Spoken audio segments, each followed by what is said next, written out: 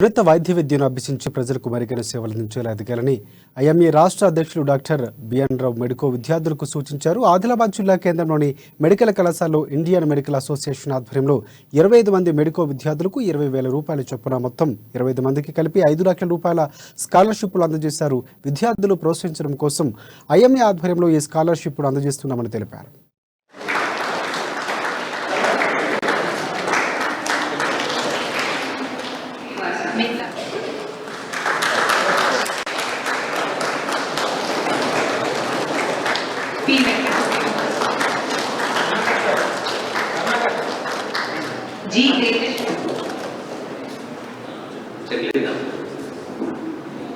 ఎప్పుడైతే మేము ఈ మా ఫౌండేషన్ నుంచి ఇది ఎందుకు స్టార్ట్ చేసాము ఏంటంటే అంటే రిమోట్ ప్లేస్ ఒకటి ఎక్కువ వెనుకబడిన ఆర్థిక వెనుకబడిన ఈ ప్రాంతంలో ఉంటారు అని మేము గుర్తించి మేము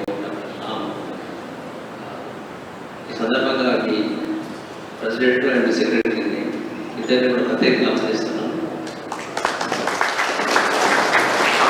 వాళ్ళు ఇంకా ఎక్కువ స్టూడెంట్స్ కూడా లిస్ట్ ఇచ్చారు. బట్ మిగతా మెడికల్ కాలేజెస్ కూడా ఉన్నాయి కనుక 25 విద్యార్థులను సెలెక్ట్ చేసి ఇచ్చారు. ఇది ఎందుకు స్టార్ట్ చేసాము ఏంటంటే అంటే రిమోట్ ప్లేస్